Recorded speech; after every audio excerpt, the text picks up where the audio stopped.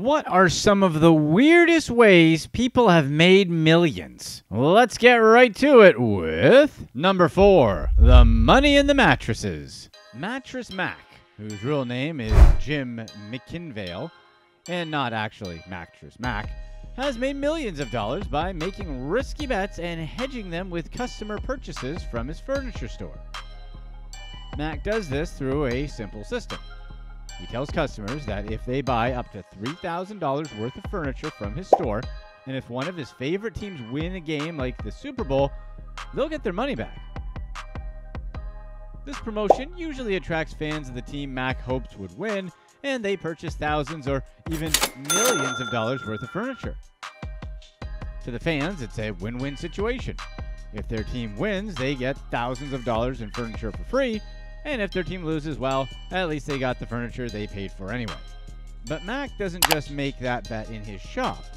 He also puts millions of dollars into his teams to win. When they do win, he can offset the refunds he has to make with winnings from the bet. And if they lose, then at least he made millions from furniture sales. It's an ingenious system and has worked for Mattress Mack like a charm. One of his bets was on the Super Bowl game between the Cincinnati Bengals and the LA Rams in 2022. He bet about $9 million on the Bengals to win and told fans of the franchise to purchase furniture from his store and that he would refund their payments if they won. The promotion was a huge success as many Cincinnati fans came over to purchase furniture from Mack's store. The Bengals-Rams bet isn't the only large bet the Mack has made in recent years. He also got the largest sports gambling win of all time when he won $75 million from betting on the Houston Astros during the World Series in 2022. Mack decided to fly over to the headquarters of the betting company to receive $10 million of his winnings in cash. He then put that cash in a wheelbarrow and wheeled it into his private jet, which is the sort of thing you do after winning $75 million. But Mack doesn't always win. The Cincinnati Bengals didn't beat the Rams, so he lost his huge bet. But that also meant he didn't have to make any refunds, so he still didn't lose that much. Number 3, the Shoplifting Grandma.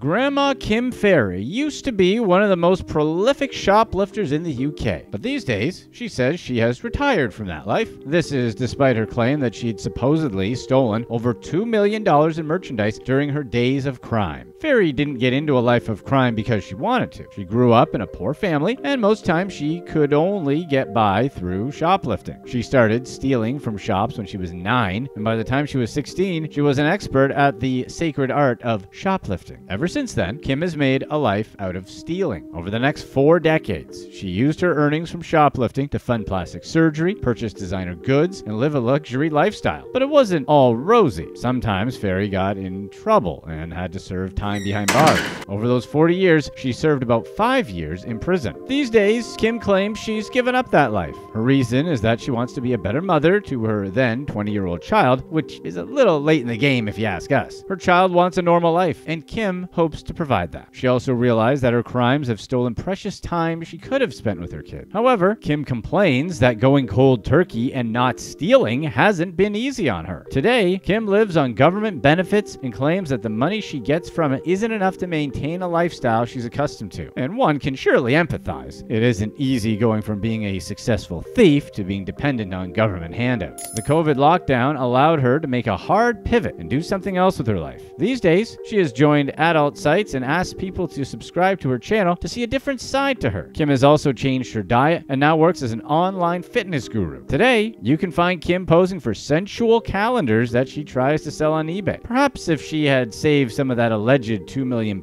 she earned during her years as a thief, she might not have to live on benefits. If they ever made a bio, Winona Ryder should be the first in line for the part. Number 2, not a stinky idea. Suzy Batiz made her fortune selling a product Dealing with one of life's many embarrassments, she sold about 60 million bottles of her product, and her company has now earned over $100 million. And her product? Poo-Pourri, a spray specifically made to allow bathrooms to be tolerable again. As a child, Suzy always wanted to make a lot of money. She didn't come from a wealthy family. Her father was bipolar and an alcoholic, while her mother suffered from depression. So Suzy understood that making money was going to be her one ticket out of her messy family condition. At just 15, Suzy was already pitching new designs to fashion companies, and one of them even invited her to New York, but her mother stopped her from going. When Suzy was 19, she decided to take the plunge and start her own business. She bought a bridal shop in Arkansas for $40,000 using funds borrowed from her relatives. Suzy thought that she could save money by purchasing the inventory of the bridal store from the previous owner, but she quickly discovered that the designs were dated and nobody wanted them. Within a year, the business went under, and at 20, she was forced to file for bankruptcy. But she didn't give up on her dream of owning her own business. She divorced, gave birth, remarried, and gave birth again, but still had that vision in her mind. She began working at a recruiting firm, got the idea for a website that matches employees to employers based on company culture. Suzy invested all her savings and maxed out her credit cards to invest in the business, but it never quite kicked off. Some venture capitalists promised to invest $5 million in the idea, but the dot-com bubble burst around the same time and made investors wary of online businesses. So Suzy was in a position where she was unable to pay back her business loans or finance her mortgage. She had to file for personal bankruptcy again. After her experience with 2 failed businesses, she decided to take a spiritual sabbatical. She believed that was the end of her misadventures with business. That was what she thought, until one fateful family dinner when someone stunk up her bathroom. Her brother-in-law, who could apparently clear out a bathroom, had asked if there was a way for the odor from the toilet to be trapped there, since he was a bit embarrassed. That statement somehow lit up a bulb in Suzy's head. She went to work. Over the next few months, she spent hours researching odors and essential oils. She wanted to know if there was a way that she could fight stink in a way that made stunk-up bathrooms impossible. She started mixing essential oils and coming up with a new formula on her own. Suzy came up with several prototypes and gave them to family and friends to test. One day, after another round of testing, her husband came out of the bathroom with good news. The product had finally worked perfectly. Suzy came out of her spiritual sabbatical and managed to get $25,000 to start the business. She first ordered 1,000 bottles from a manufacturer to see how it would do in the market, and it did extremely well. A Dallas boutique owner asked to stock it. Sales took off. From there, she began doing trade shows and expanded to other boutiques. After the first year, she sold over 250,000 bottles and had made $1 million in revenue. She named the product Poo-Pourri. For the next 7 years, the business grew at a steady pace, but Suzy wanted more. She knew that Poo-Pourri could achieve real mainstream traction, but she wasn't quite sure of how. She didn't yet have enough money to afford a TV ad, but she had just enough for a digital video. She got into contact with Jeffrey Hammond, the chief marketing officer of Orabrush. She'd seen an interesting and funny video for Orabrush on the internet and wanted something similar for Poo-Pourri. Hammond welcomed Suzy's idea, and they got to work on a concept for the Poo-Pourri video. After 2 days of brainstorming, they eventually came up with a concept. The idea was to put on an aristocratic, prim and proper type British woman on the toilet seat saying ludicrous things in her fancy British accent. It was just the sort of shocking imagery that Suzy believed would help sell her Poo-Pourri. The video cost $25,000, and Suzy paid about $650,000 to have it promoted on YouTube and Facebook. The video had 10 million views within 2 weeks. It was an instant and massive success. The year after the video, sales of Poo-Pourri increased by 80%. The company was now doing about $27 million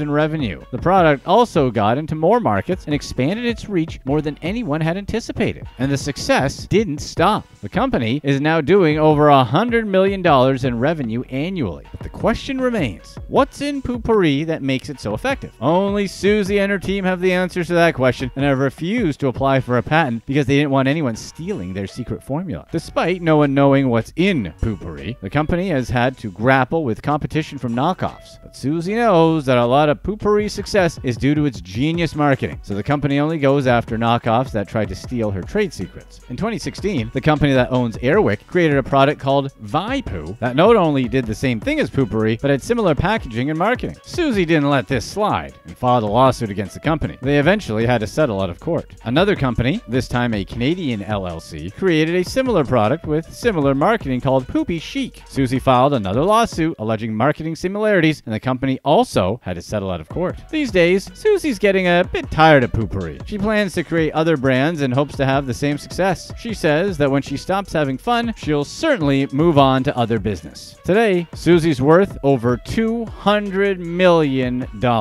Before we get to the last crazy story, if you're enjoying this video, be sure to stay right here for our past release on what happened to this lawyer when the cartels caught him scamming them. Number 1. Squatting millionaire. In 2004, real estate tycoons, the Zeckendorf brothers, decided to purchase the Mayflower Hotel building with the intention of turning it into one of the most prestigious addresses in New York City. At the time, the building sat on what was probably the most valuable piece of real estate in the world. It was in the right place in New York to build luxury condos that would go for millions of dollars apiece in the notoriously ritzy Central Park West. In ordinary circumstances, the brothers would just purchase the hotel, demolish it, then build their condos.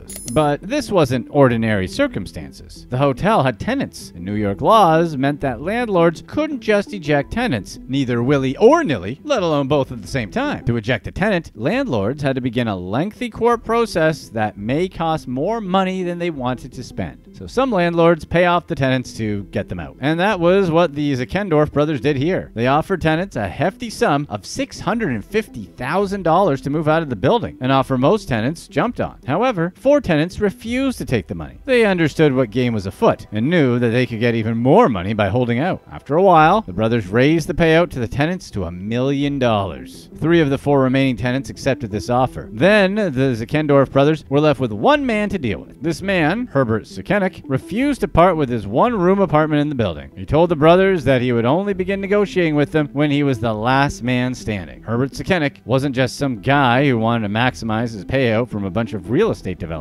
He was a guy with a PhD in physics and an unpleasant demeanor. Herbert had rented his tiny apartment in the building about 30 years before the Zeckendorf brothers bought in and had lived in there as a recluse. Despite being entitled to maid services, he didn't allow anyone to enter his room. His room was cramped and was filled with years worth of research papers and books. You might expect that a man in a smelly one-bedroom would be the most amenable to moving out, but Herbert was resistant. First, he agreed to move, but on the condition that they'd get him another apartment with a view of Central Park, like his current address. The developers agreed to it, but Herbert unexpectedly pulled out of the arrangement. When asked why, he said he had hired a lawyer and was going to get an even better deal. The sudden flip-flop irritated the Zeckendorfs, so they decided to play hardball. They got a court judgment to begin demolishing and renovating other parts of the building Herbert did not live in. They hoped the noise of the construction would drive him insane, but it didn't. Herbert said he loved to watch construction work. After a year into the construction standoff, the developers realized they'd lost the battle of wills. They had to sit down with Herbert and reach an agreement, and he held all the cards. After rounds of negotiations, they eventually settled on a payment. Herbert would get $17 million and would be relocated to another apartment where he would pay $1 per month as rent to mock the developers. The new apartment also had to have a view of Central Park. The building that was built in the Mayflower's place is one of the most expensive addresses in New York today. It's so prestigious that it attracts the richest and the most famous people in the city. Today, it has tenants like Denzel Washington, Jeff Gordon, Sting, and Alex Rodriguez. A 1-bedroom apartment in the building goes for as high as $7 million, while a 2-bedroom apartment could go for as high as $12 million. A 3-bedroom could be sold for $30 million, and a 4-bedroom apartment attracts $60 million bids. Meanwhile, the 5-bedroom apartment in the condo is valued at over $65 million. Segundo Velota Segura had been attempting to fight an extradition order that would have seen him stand trial in the United States for charges related to trafficking. His lawyer, Jamie Balagia, and private investigator Chuck Morgan hatched a plan that would have accomplished Segura's goal while padding their own pockets. Balagia and his accomplice teamed up to demand millions of dollars from Segura, who was behind bars in Bogota in 2015. They promised to use the money as bribes in America with the ultimate goal of getting rid of the U.S. charges against the defendant.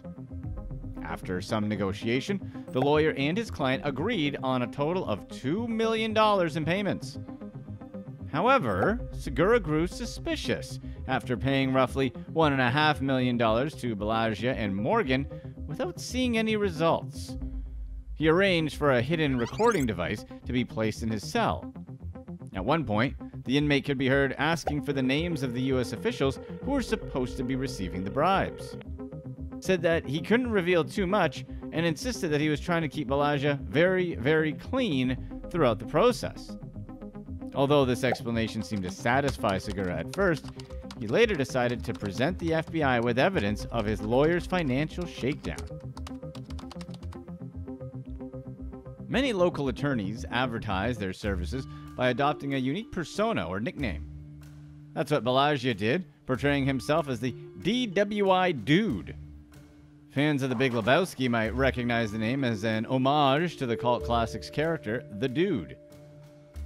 With his laid-back, long-haired, larger-than-life appearance, Balaja even resembled the attributes of actor Jeff Bridges in that role.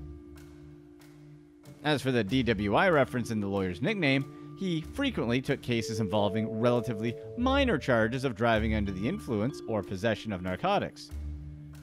Before passing the bar and representing clients in the courtroom, Balaja had carved out a career in law enforcement. He also mounted an unsuccessful bid to become the Texas Attorney General, running in 2014 as a Libertarian candidate. He quickly became a recognizable entity across the Lone Star State's hill country, mainly because of his in-your-face advertisements. He even procured an RV with bold outside decorations, including clear depictions of cannabis leaf. His catchphrase was unmistakable: "Busted? Call the Dude." By 2015, however, he left those small fry cases in Texas and set out to represent a cartel associate in Bogota. Balaja contacted Bibiana Correa Perea, an attorney in Bogota who specialized in extradition cases. She initially reached out to Morgan, who had previously worked with authorities in the United States. Upon learning the details of the situation, Morgan suggested that Balaja might be able to help. Of course, all three individuals never tried to provide effective counsel, but instead wanted to make as much money as possible. In total, 3 suspected cartel members agreed to pay Balaja, Morgan, and Perea in hopes that they would escape extradition. After 2 defendants were sent from Columbia to Collin County, Texas, the only one left in Bogota was Segura. Balaja's effort to scam Segura was similar to his tactics against the other suspects, including Hermes Aliero Casanova Ordonez, who is commonly known as Megatron. He was still extradited to Texas, despite agreeing to pay the lawyers $700,000, but he only coughed up half the amount. Upon arriving in Collin County, Ordonez apparently expected that he would be released and his charges dropped. Instead, he found himself locked up with Balaja, insisting that he needed to pay even more money to get out of jail. Similarly, the scammers told Segura that he needed to come up with $1.2 million before demanding even more. His brother, Aldemar Valletta Segura, was also extradited to Texas. Balaja and his accomplices told him that he would need to pay another $1.2 million to ensure the case would disappear. Not satisfied with representing clients in the courtroom, Balaja decided in 2014 that he wanted to represent all Texans as the state's attorney general. Like his persona in the local ads and his namesake in The Big Lebowski, the Libertarians' campaign took on a unique life of its own. Much of his platform dealt with reforming the state's marijuana laws. The former cop also campaigned on a promise to bring about more accountability among the state's law enforcement officers. He courted a voting bloc that didn't seem to be represented by either the Republican or Democratic Party during that election cycle, and traveled the state accompanied by a theme song that was written to the tune of The Ballad of Davy Crockett. However, the effort wasn't enough to compete against GOP candidate Ken Paxton. It's worth noting that the DWI Dude wasn't the only one in that race who would later face a criminal scandal. After winning the Attorney General race, Paxton was indicted on felony charges related to securities exchange fraud.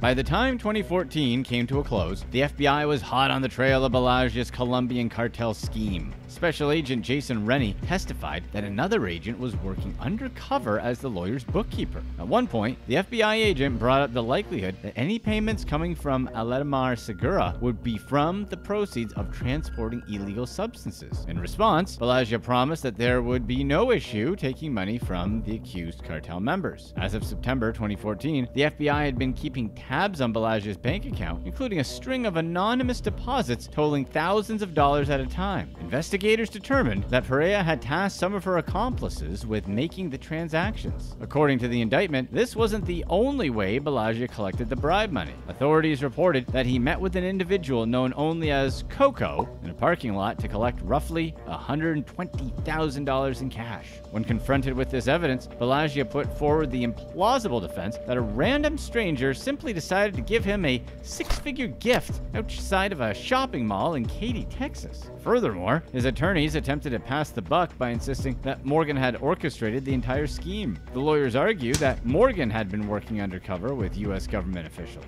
While Morgan had once been a federal informant, prosecutors in the case said there were no plans for him to work with American officials to accept bribes from the accused cartel members. So what was Morgan's role in the scam exactly? Given his prior experience working covertly with American government officials, Perea determined that he would be able to convince the Colombian suspects that they could see the charges against them dropped. Investigators identified Morgan as the private investigator responsible for introducing Balagia into the equation. Although he didn't speak Spanish, he reportedly spoke directly to the inmates through his wife. His conversations helped cement the case being compiled by the FBI after Segundo Segura produced the secret recordings. In effect, Morgan served as the middleman between Segura and Balagia, making it clear that he wanted to avoid any direct connection between the shakedown scheme and the DWI Dude. Along with Pereira, Morgan pleaded guilty to his role in the scam. He was sentenced to 6 years behind bars, and Pereira received a 7-year sentence. When a criminal attempts to scam someone associated with a dangerous cartel, a criminal organization might not be the worst outcome imaginable. After all, these organizations have a reputation for shutting up their enemies for good. It seems clear that Segura or any of the suspects being targeted by Balagia could have reached out to their associates to deliver a message to get rid of the Texas lawyer. Instead, the Colombian inmate decided to take a less violent approach and simply report the scam to authorities in the United States. Instead of being taken out by cartel forces, Balagia squared off against the American justice system. He was charged with several conspiracy counts related to obstruction of justice, wire fraud, and money laundering. U.S. Attorney Joe Brown alluded to how lucky Balagia was to escape such a fate. Following the disgraced lawyer's indictment, Brown said the dude and his group were running a scam on dealers, some of the biggest dealers in the world. Brown added that it was fortunate for Balagia that these dealers chose to turn him over to the FBI rather than handle it any other way. Judge Brown wanted to make it clear that the American justice system isn't for sale and he'd prosecute anyone who felt otherwise. In 2019, the ex-police officer stood trial for 2 weeks in Texas Eastern County. The court heard that Balagia made false promises to the accused cartel members that their bribes could make the changes against them disappear. He described the payments he received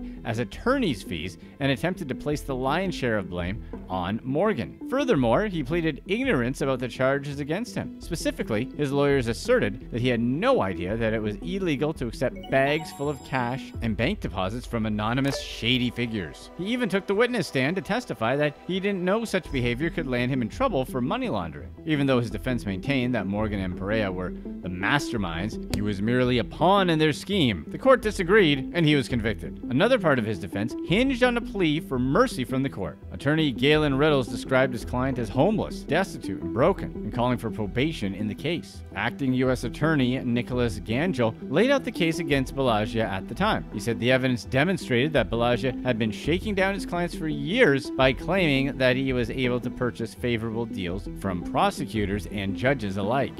While Morgan and Perea received 6 and 7 years in federal prison respectively, a judge handed down a sentence for Balagia that was longer than both of those terms combined. He was ordered to be in prison for more than 15 years in connection to the scam that netted roughly $1.5 million total. Brown portrayed the case as an important reminder about the rule of law, explaining the Colombians and criminals in every country that we deal with need to understand things don't work that way in the United States. FBI Special Agent Matthew J. DeSarno celebrated the outcome, noting that the Bureau combats public corruption at all levels and will protect and defend the U.S. justice system for those who attempt to diminish its integrity. The 15-year sentence handed down by the court was a clear example of handling officials who misuse their influence for personal financial benefit.